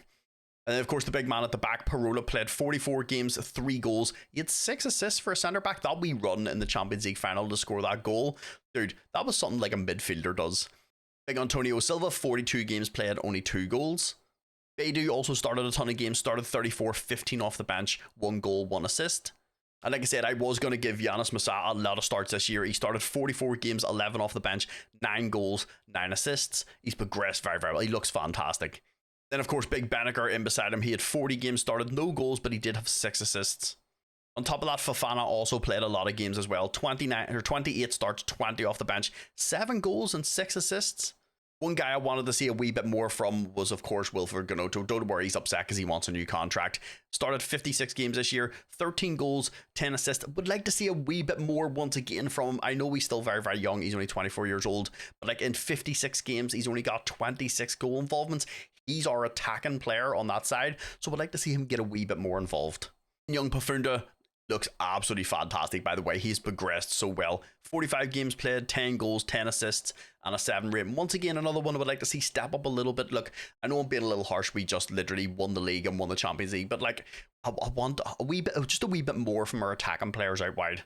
Big Mario started 38 games, 15 off the bench, 19 goals, and 2 assists. Surprisingly, Santiago Jimenez didn't start just as many games. 5 started, 27 off the bench, 6 goals, 1 assist, which means Esposito probably more likely scored a lot of goals. He got 53 in 56 games, which is absolutely insane. He also got 4 assists and a 7.56 for the season. Surprisingly, Fabio Vieira, the assistant manager, didn't decide to play him just as much. He's kind of a little upsetty spaghetti because he wants to play more games. 14 started, 29 off the bench, 6 goals and 8 assists. For a player of his caliber, he probably should be getting a few more games. But are you going to take Pafunda out?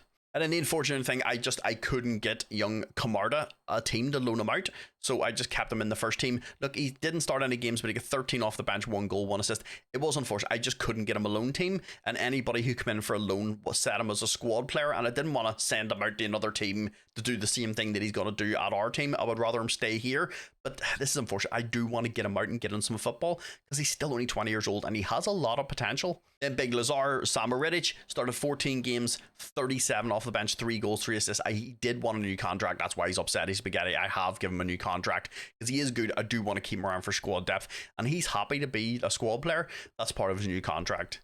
Young Baldanzi is one I don't know what to do with, because I honestly brought him in. I thought the assistant manager would play him a wee bit more, like honestly a decent rotation, because he can play a lot of positions. He's reasonably good with both feet, and he's Italian. He's still very, very young, but he seems happy enough. He's not upset that he's not playing a ton of football, so if he's not upset, I'll just keep him around. But with regards to this team, I'm very, very happy with the team that we've built. Honestly, Banneker is probably one.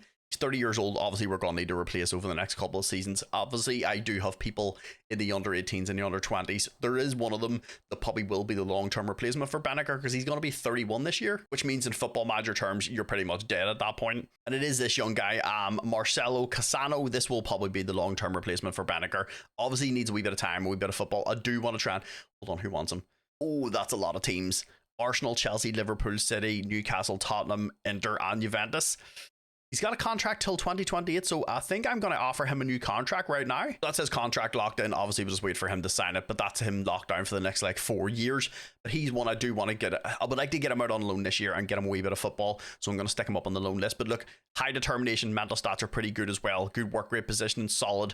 13 tackling. Physical stats are pretty solid. He's 6'1", he can play with both feet. He's only 18, he's Italian, and like I said, I want to get him a wee bit of football over the next couple of years. Banneker is still very, very good. He's got good natural fitness and stamina. His stats aren't degrading bad or anything. So over the next couple of seasons, I'm going to get this kid out on loan or bring him up into the first team, but I don't see him getting any football if I bring him up, really, unless I just lock him in and get rid of Banneker, which I don't want to do. Banneker's a really good player. Obviously, he helps us win trophies. And then, of course, we did have the wee Amar Scarpi, the wee kid that I bought for like 28 million. Yeah, he ended up going and getting a pretty bad injury. As you can see, he got a major injury. He's currently only out for another day, but he tore his thigh muscle, so that put him out for quite a while. It was a good few months. I would have wanted to get him out on loan and get him a wee bit of football, so hopefully he recovers before the start of the season and we can get him out on loan, because he's another one could be unreal, but we need to get him football. And we do have a lot of young talent in this team, and that's the fantastic thing as well. Like I said, we've got that nice mix of youth and experience. It's why our team is doing very, very well. I honestly don't feel like, once again this season, I need to buy anybody, and if I'm gonna buy anybody, it's just gonna be younger players to basically bring through the youth team and stuff, because I'm very, very happy with this team. But boys, look, won the league, got the cup didn't go too well, but we won the Champions League, and that's a massive thing. Like I said, that was one of the things I did want to get done, try and win the Champions League before I finish this save. Boys, that's season 4 over. Let's move over to season 5. So moving over into season 5, the only player we lost was Fofana. This is one Liverpool come in and offered. He got upset, he's spaghetti, so we made a wee bit of a deal. Look, we only got about 30 million for him, but it's fine. Look, he's about to turn 30. It's more than what he was valued for, so I'm happy enough with this. And obviously, look, even if we just win the Champions League, it's kind of hard to stop players going to the Premiership, but we did lose a few players.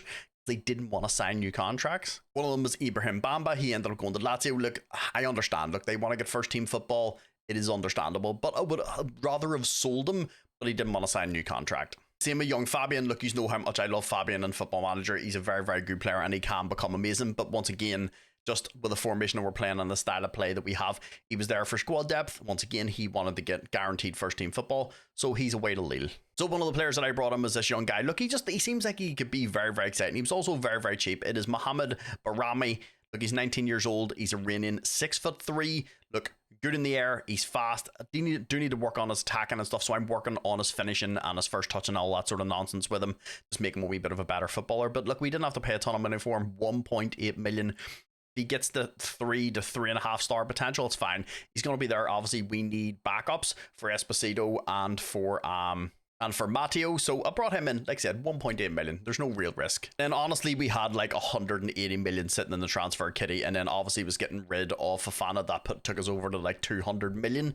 And I was like, right, I had this guy on my short list. I've seen him around for a long time. There was a lot of people in for him. There was us, PSG, Real Madrid, Barcelona, Man United, Liverpool, Arsenal, and Bayern, I think. So there was a lot of clubs, and he ended up coming to us. I did have to offer him a decent contract. He's on 54k a week, but he's 18 years old. He's Italian, so this is going to be obviously another one for the long-term replacements. He's only 18. Because Ben Rami, obviously going to be 31 this year. Fofana's already away, so we need squad depth. We did have to pay a lot of money for him. Obviously, they were raking up the price because of the amount of interest that was showing him, so we had to pay a total of 42 million. I know it's a lot of cash, but this dude has a ton of potential. Like, this is him at 2.5 star, and he's only 18. If he can get the 4.5 star, he's already got 20 bravery, 15 anticipation, 14 decision making, 13 concentration, 16 determination, positioning of 16, teamwork and work rate are both 14, 17 tackling. His technique is also good. Balance of 18, 16 natural fitness, and 16 stamina, and he's only 18 years old. So I pulled the trigger pulled the trigger and spent the money on him. I would like to have, my initial offer was 28 million, and it ended up going the whole way up to 40 because of the interest in him. But look, we have the cash. We haven't spent a lot of money in years, and we've done very, very well. So we spent a little bit on a good DM for the future. Boys, that's pretty much all the transfers in and all the transfers out. Like I said, I wasn't really interested in massively buying a bunch of players I don't think we really need to, and I'm very, very happy with this team, with how they are. Obviously, a few players were about to go out of contract, so I've offered everybody contracts. There were 6 players, only had like a year and a bit left, so they've all been offered new contracts. Obviously, they're on a wee bit more money, but look, this is what it is. We're a title-winning, Champions League-winning team. So, like, it's okay to offer a wee bit of money. I don't think anybody's on, like, crazy cash. Like, if you go to contracts, Haas, Patterson's, Antonio Silva at 190, Esposito at 180, Fabio Vieira, he'll probably end up leaving, I'm not going to lie, because he's very upset. He's spaghetti. I would like him to leave. Like, all the big players in our team are on, like, decent wages, but Antonio Silva and Esposito being our top earners, I'm happy with that. Look, the dude scored, what, 100, like, that is all the transfers in and all the transfers out. Obviously, I'll bring us back in January if there's anybody we do look at it for the approach of science, and then obviously, if the youth intake is good in April, I'll bring us back for that. We didn't show you the youth intake last year because it was horrendous. It was a 1.5 stars, which I don't get because we have 5-star youth recruitment, and we're getting a 1.5 stars youth intake. But all in all, boys, that's everything. Let's go play Season 5. So we got to January, and Chelsea ended up coming in and offering like 92 million, working its way up there, about 101 for Pafunda. I said no. He got upset, he's spaghetti. So here we are going to lose Pafunda because he does want to go to Chelsea. It's in the Premiership, you know how it goes. So we have worked a deal. 96 million up front, 14.7 million after 2 monthly installments, and then after he plays 20 games we get our 33.5 million, working its way up to 144 million. Look, Pafunda's a player I don't want to sell. I don't want to lose him. He's one of my favorite players in the game, and he suits our team, but he wants to leave, and he's going to upset the rest of the team if he doesn't go. So look, we make a massive profit on a player that we bought for 15 million, and we're about to sell for 144 million. But it's not really much of an issue because we do have Fabio Vieira in there. Look, one, he wants to play more games. It means he's going to play more games, and he's also absolutely fantastic. I would also like to see Francisco Camarada get more football, because I honestly do believe this kid has the potential to be absolutely unreal. So I'm not going to lie, I may lock him into that position and just get him a ton of football for the next couple of seasons. Yeah, he's going to need to progress a little bit, but he has the potential to be unreal. So boys, we're at that end of Season 5. We had a pretty good season. Let's see how we did in the league first. So we started things off with a fantastic win over Inter Milan. We started off the scoring straight away with our new wonder kid, Bayrami. He's absolutely massive in game. Esposito then made it 2-0. 10 minutes later, they hit back to make it 2-1. Then 3 minutes later, they made it 2 each. Then this is when we took control of the game. Our new defensive midfielder scored. Big Samson Beidou made it 4. They then hit back to make it 4-3. And then in the 93rd minute, young Pafuna made a win for 5-3. We then faced off against Juventus. They started off the scoring with a penalty. Just before halftime, we get back into the match through Big Esposito.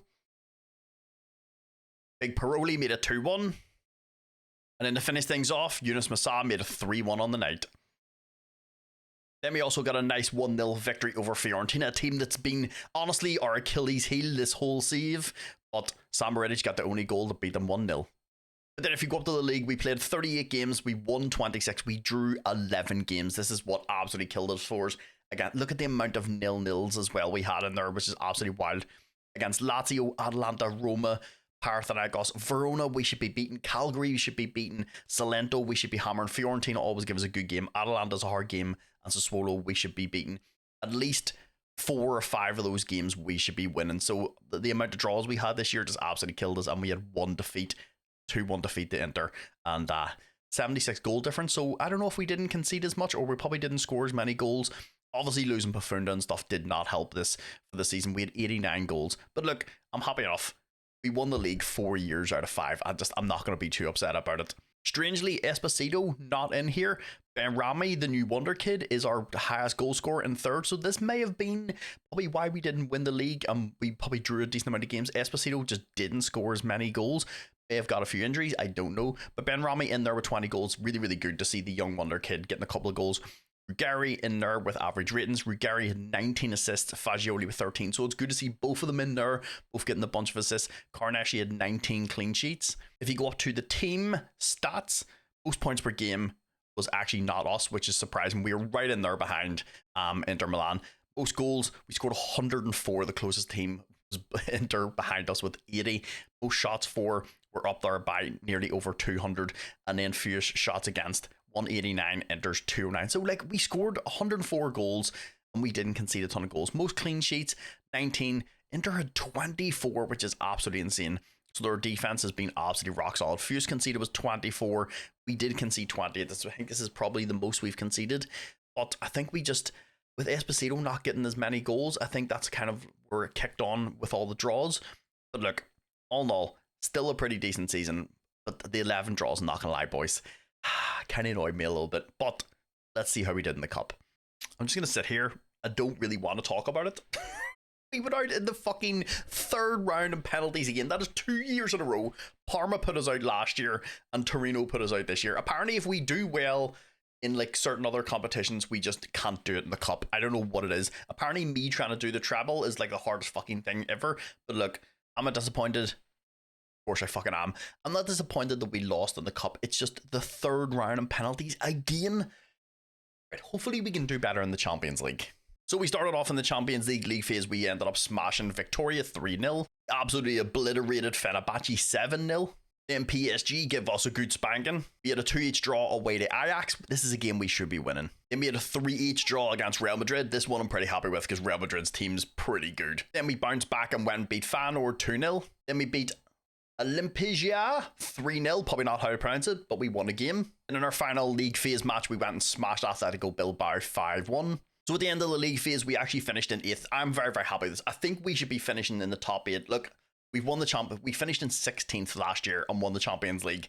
So look, do you need to be in here? No, but it just makes things a little bit easier. You got to play less games, less chance of injuries. So finishing 8th, I'm very, very happy with this. So this took us to the round of 16, where we faced off against Atletico Madrid. In the first match, we drew them 3-each. The second match was not any easier. We ended up beating them 3-2 and going through 6-5 on aggregate, which took us to the quarterfinals where we actually faced off against Real Madrid. We started off the scoring through Banneker. They hit back 10 minutes later through Jude Bellingham. Honestly, a poor goal for us to concede. Big Esposito then made it 2-1. At this point, Vinicius Jr. had been sent off, so they were a man down. And then Big Ben Rami made it 3-1 on the night, which then took us to the second match in the Santiago Bernabeu. We started off the scoring through our new wonder kid, but Rami, he had a really good season. Then Ruggeri made it 2-0. But then just before halftime, they got a goal through Kylian Mbappe. Then Rodrigo made it 2-each. Then Big Paroli stepped up to give us the lead. Jimenez then made it 4-3.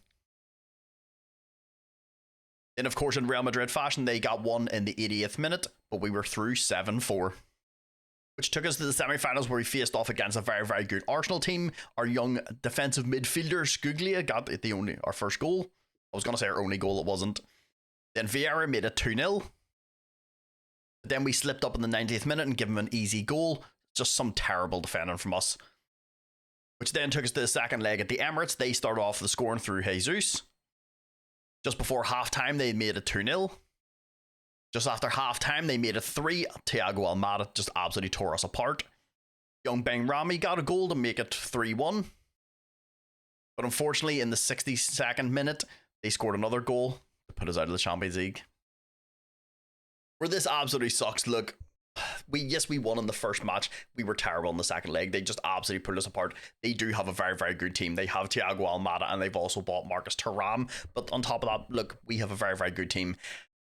I'm upset at the second leg performance. I think, look, we shouldn't be getting beat 4-1 by Arsenal. I'm more upset because, look, we were so close to another final and just didn't make it. But if we go into the competitions, look, all in all, a very, very good season. The Italian League, look, as much as I love winning, it's nice to have a wee bit of competition where we're not the only team just smashing the league every single year. Obviously, we won it 4 years in a row, so look, we did assert a wee bit of dominance, but it's nice to see another team coming up and giving us a wee bit of competition. Obviously, making it to a semi-final and getting beat by Arsenal. Look, if you get the semi-final, I'd say it's a pretty good season, but I'm just disappointed because we were so close to another final. The UEFA Super Cup, we ended up winning that. We beat Atletico Madrid 3-2. The Italian Cup, we don't talk about it. Look, it's just pretend it never happened. And we did also win the Italian Super Cup, where we ended up beating Atalanta 4-0 in the final. But then moving over into the team, Carnesci honestly has become one of my favorite keepers in the game. Usually I go for keepers with like high distribution, but like shot stopping, his aerial and communication is unreal.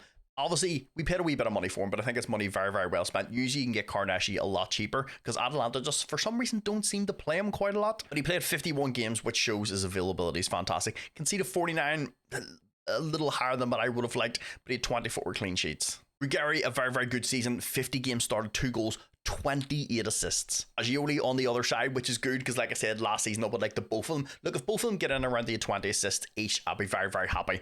He started 52 games, 4 goals, 21 assists. So between the two of them, they had 49 assists between both of our fullbacks. Parola played 42 games, 4 goals, 6 assists. Big Antonio Silva, who looks absolutely fantastic, by the way. 46 games played, no goals, but he got himself 2 assists and had over 7 rating. Beneker started 33 games, 15 off the bench, 8 goals, 4 assists. Yunus Musa started 30 games, 25 off the bench, 13 goals and 6 assists. So having Yunus Musa in the middle of the park and locking him in, I think was a pretty good idea. But surprisingly, the wee defensive midfielder that we bought in the summer, the assistant manager really liked him. He started 54 games, which means he nearly played every game. He had 8 goals and 4 assists. I think he's going to be absolutely phenomenal. Yes, we paid a wee bit of money for him, but look, sometimes you got to pay money for players because like if they've got a clause, teams won't go any cheaper than what the release clause is. Well, for Granotto, surprisingly, only started 24 games. I don't know if this was down to injury or just somebody else was playing, but then he had 15 off the bench, 9 goals, 5 assists. I think a lot of that has been him and Lazar Samaric have both been kind of interchanging because he had 29 starts, most of them kind of over on the left-hand side, 19 off the bench, 11 goals and 14 assists. Vieira, surprisingly, didn't play just as many games, 18 appearances, starting 27 off the bench, 5 goals, 14 assists. To be honest, for a dude that didn't really massively play a ton of games, he did pretty well. And then young Francisco Camarda, obviously whenever Pafunda left, I ended up locking him into the right hand side. This may have been one of the reasons why we probably didn't score just as many goals, but this is probably, look, this is one of the guys, the future of the team that I want to develop. Look, I want to play him. He started 16 games, 1 goal, 2 assists. Not a massive performance, but look, to get these players better, you gotta fucking play them. And then of course Big Matteo up top, for some reason only started 2 games. He had 20 off the bench, 4 goals, 1 assist. Obviously this is because Ben Rami more than likely played in front of him, which he did because he started 50 games, 29 goals, 5 assists. He's not even playing at a Serie A level yet, but yet he started 50 games. The 29 goals, this is very, very good. I honestly believe this kid could be absolutely fantastic. Look, is he gonna be an absolute world beater? No, but then Esposito's potential usually isn't that high. The kid is very, very good all round, which is nice because Esposito's phenomenal in the air, but not that quick, where he's good in the air and he's pacey. So if we can get him up to 3.5, if we can get him to 3-star, another star better than this, I think he will have a very, very good striker in our hands. And then of course, Big Esposito, look, he did start 53 games. He only scored 32 goals, 4 assists and a 7.29 for the season. Obviously, us losing Pafunda did hurt us a lot more than what we thought. But look, he wanted to go to Chelsea and it was 144 million. So I also did bring in Milan Pavlovic, the wee kid that we ended up banning for like 4.5 minutes. I brought him up into the team. Surprisingly, the system manager didn't use him a lot. This was very, very surprising because I think this kid's fucking phenomenal. Honestly, joking aside, I think I would sell Wilfred Gnonto and I would play this kid. I think this kid has insane potential. It says he's close to full potential. If he gets another star or half a star better than this, he's crazy. Like, his physical stats are insane. He's also 6 foot as well. But I'm more surprised that he didn't get any games. Samson Beidou, once again, 27 started, 21 off the bench, 2 goals, 3 assists. But honestly, all in all, boys, this has been a super fun rebuild. Look, AC Milan are a team that should be fighting for titles, doing well in the Champions League. They don't deserve to be where they are currently right now in the league. Like I said, they're like 9th or 10th, like 20 points off Inter in real life. So, like, I think we've done very, very well. We won the league 4 years in a row. Inter beat us to it this year. I think we won the cup a couple of years and then we kind of just fell apart the last couple of seasons with regards to the cup. Look, we made it to 2 Champions League finals, won one of them. We got the Champions League semi-final there last year. Arsenal unfortunately put it out. But I honestly believe if you take this team on, because like I said, the save file for this game and everything, the tactic, you see the corner routine and the updated database will all be in the pinned comment, so you can go just play it for free. Let me know how you get on if you do take it on. But I think this team is absolutely fantastic. Carnesci's a great keeper. Ruggeri and Fagioli on each side are absolutely phenomenal. Paroli and Silva, absolutely insane. My favorite part of this is I've kept a lot of Italian players, and like I said, that's the thing that I do want to do with these saves. Obviously, look, we all know FM24s, it's pretty long into the cycle, so going to each country and trying to keep as many players from that country in the team. It adds a wee bit of something extra to these saves, keeps me interested. Obviously playing different formations too does help out quite a lot. And then when you take this team on, you're going to have a lot of really good young players. Obviously Benaker going to be 32 this year, so obviously the long-term replacement for him is going to be Scuglia. And then of course we do have Marcelo Cassano. This would probably be a long-term replacement for Yunus Massa, even though Yunus Massa is still relatively young, but you could also bring him up for squad depth. He is very, very good as well. And then I think the one thing I probably would do, Wilfred Granoto has been okay, but look, we paid him 37 million for him, but we did get rid of Nicolas Zanoli for 88 million to Spurs, so obviously replacing him with Wilfred Granoto for 37 was a massive investment money-wise for us. But I honestly do believe, Milan Pavlovic, I believe this kid is going to be absolutely disgusting.